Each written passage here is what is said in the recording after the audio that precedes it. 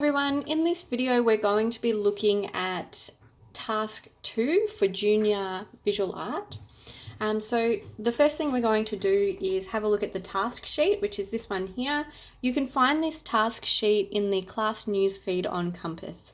So it'd be a good idea if you had this either open on your laptop or printed out so you can read along as we go through it. So for year 7 and 8 art task, number 2, this is the set of instructions and the equipment needed. So let's have a look through it. So it says, now that you have completed task 1 and you're familiar with freehand drawing from observation, we will start practicing more precise drawing skills. In art, there are times when you might want to create an artwork that is very accurate and precise. An example of this could be a geometric drawing with lots of straight lines, or developmental drawings of a table before you build it from timber. In some cases, you need to be very precise, and it's important to be able to use accurate techniques to achieve the correct result. In task 2, you will create your name using an accurate grid and mathematical measurements. The purpose of this task is to teach you to draw precisely, introduce you to using grids, and to help you understand the difference between freehand drawing and accurate drawing. So the equipment that you're going to need for this task is a ruler, a HB grey lead, or if you can't find a HB, just any grey lead that you have at home, an eraser in case you make some mistakes, A3 paper, although for this task we've actually modified it because it is remote learning. We're going to use an A4 piece of paper because it's going to make your life a lot easier, and people generally have A4 paper at home but not necessarily A3. So instead of A3 you just need one piece of A4 paper. And ideally coloured pencils or textures if you have them at home. So hopefully you do. So let's have a look through the step-by-steps of task 2. So on the piece of paper provided, you need to draw a 2 centimetre by 2 centimetre grid using your pencil. And in a second, I'm going to give you a visual example of how to do that. So we'll go through that in a second. Number 2, you need to start from the left-hand side of your page and carefully plan where the letters in your name will be. So you can do this by sharing parts of the grid to show the outline of the letters in your name. We have said throughout this task that we've just read through that we're going to be drawing your actual name, and that's what we would normally do in class. However, because we are doing this during remote learning, we've actually modified it a little bit. So I'm just going to get you guys to do one letter instead of your entire name, because that's still going to show me that you can draw the grid, and it's still going to show me that you can create the first letter of your name. But I think it's going to make it a lot easier for you guys if you only have to do one letter, because it can get a little bit complicated when you have to do your own name, and I'm not going to be there to be able to help you. So instead of it being your whole name like it says on the sheet, we're just going to do one letter, which you'll see in my example. Okay, so it says once you have planned where each of your letters will be and they all fit on your page, so scrap that, that's going to be one letter. Rule the outline of your initial using a HB pencil or the pencil you have. Once you have finished your outline, you need to colour your letter in.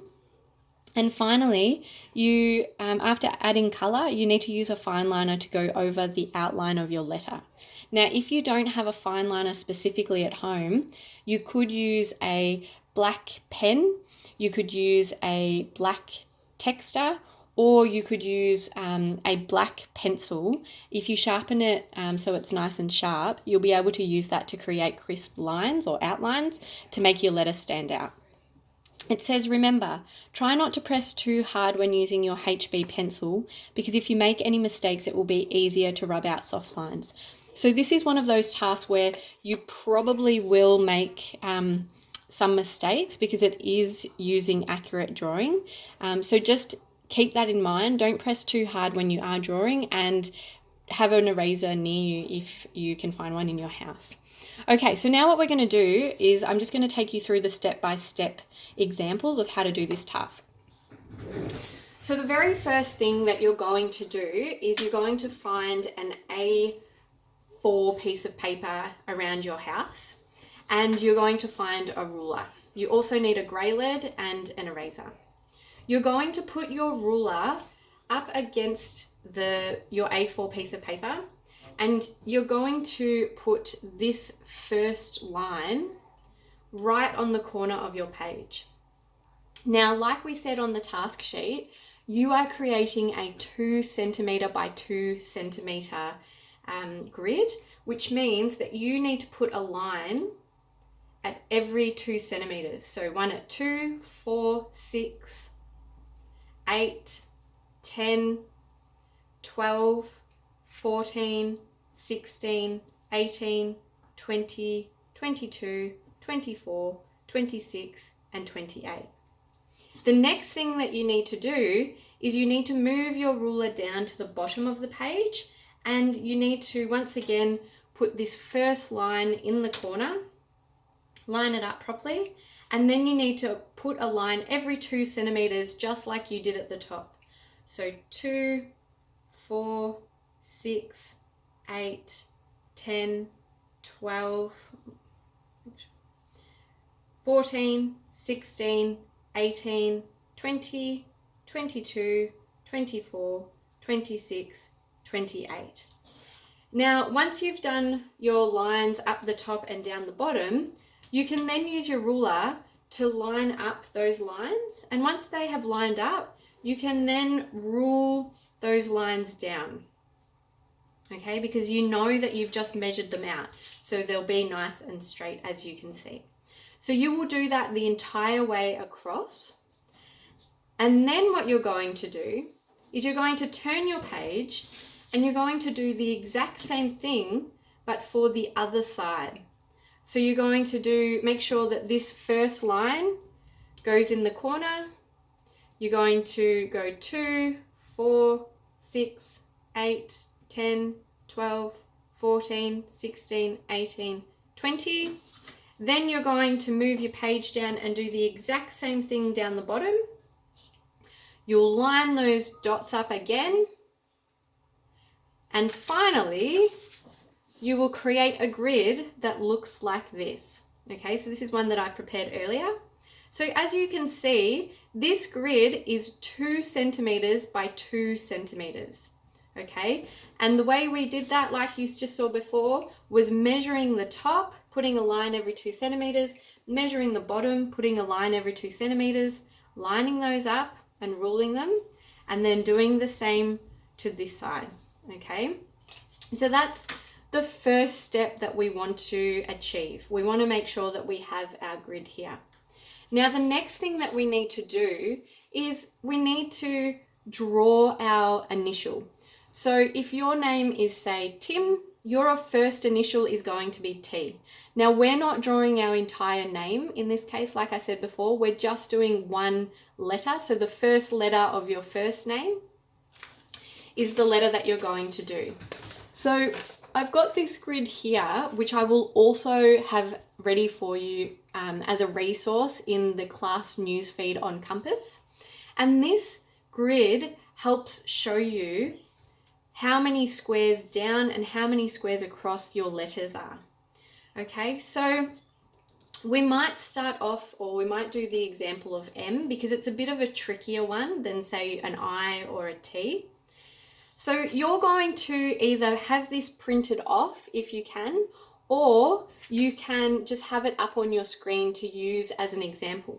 But the very first thing that you're going to do is, well, first of all, work out what's the first letter of your first name. And once you've got that, you're going to find it. So in this case, we're doing M. Now, what we want to do here is, as you can see, this grid here isn't 2 centimeters by 2 centimeters, but that doesn't matter because it just means that when we do our letter and when we follow this as an example, our letter is just going to be on a larger scale, okay? So the first thing we want to do is we want to work out how many boxes down the letter is. So 1, 2, 3, 4, 5. And how many boxes across the letter is. So we have 1, 2, 3, 4, 5. So we're going to draw a box that is 5 of those boxes across and 5 down. So let's have a look here. Now it really doesn't matter where you start this because we're only doing one letter instead of an entire name. So we're not going to run out of room. So in my case, I'm just going to start here. So it gives us a nice border around here. So we're not like really close in the corner. And like we measured before, we're going to rule 5 down. So from here, we're going to go 1 box down, 2 boxes down, 3 boxes down, 4 and 5. So as you can see, that's where the outline, or that's where the letter is going to fit within. Then we're going to rule across this way. So we're going to go 1, sorry, just line it up properly. 1 box, 2 box, 3, 4, 5. And then at the moment, this is just 2 lines. It's not actually a box. So we're going to finish it off to make sure that we've got the space correct. 1, 2, 3, 4, 5. And then finally, we're going to line these 2 up and finish that box or complete that box. So this is the space that my letter M is going to fit within. So now it's just a matter of following each one of these lines and filling in where those lines go. Alrighty, so this line here we've already drawn and this line here we've already drawn because as you can see, that's this line there and that line there. So now we just need to work our way across to fill in the rest of the lines. So the line that goes down this way matches a line, 1 box that goes across and 1 box that goes across here. So that's what we're going to draw first. So we might make this line a little bit thicker just so that we can see that that's part of the M. And then we're going to draw 1 across like so and 1 across here. So you can start to see that the first part of our M, which is this bit here, is coming to life. Now on this corner here, that's a little bit tricky. Okay, so this line that goes from there to here, that's a little bit tricky because it goes on a diagonal and it also goes on a bit of a random box. It's not straight across or straight down.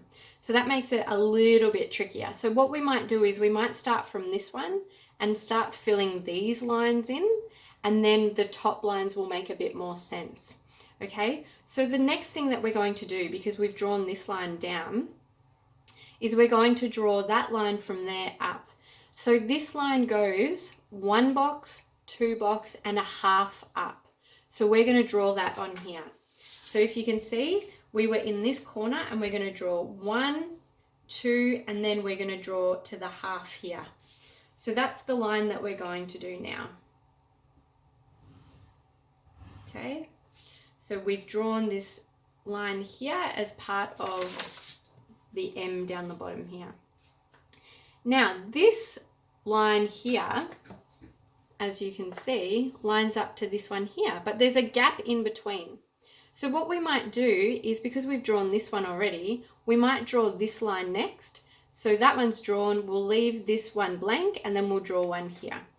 So that one's been drawn, we'll leave this one blank and we'll draw this line in here.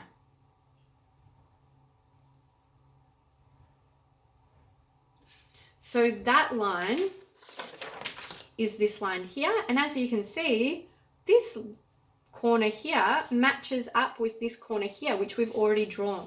So now what we're going to do is we're going to line up this corner here and that corner down the bottom, and once we're happy with how it's lined up, then we're going to draw that diagonal line.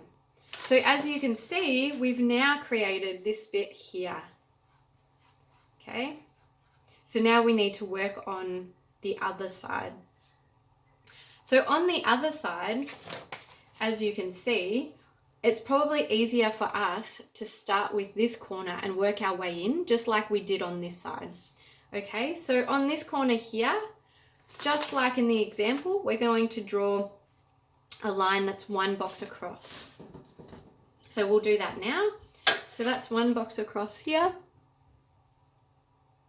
And we'll just make that a little bit darker.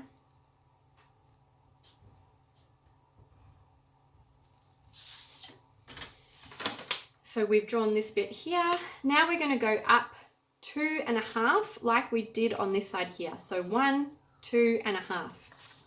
So that's from this corner here. We're going to go up 1, 2, and then 1/2, which is about there.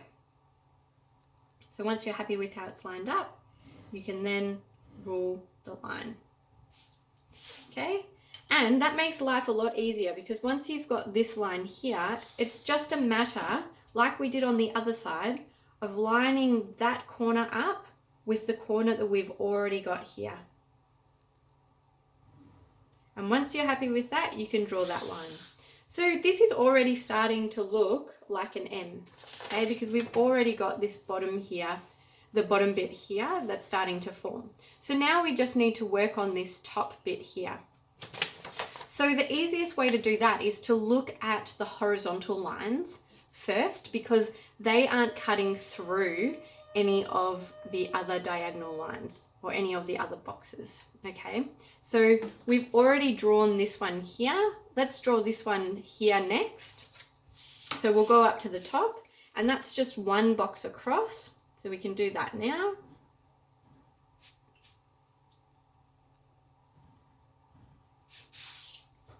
Perfect.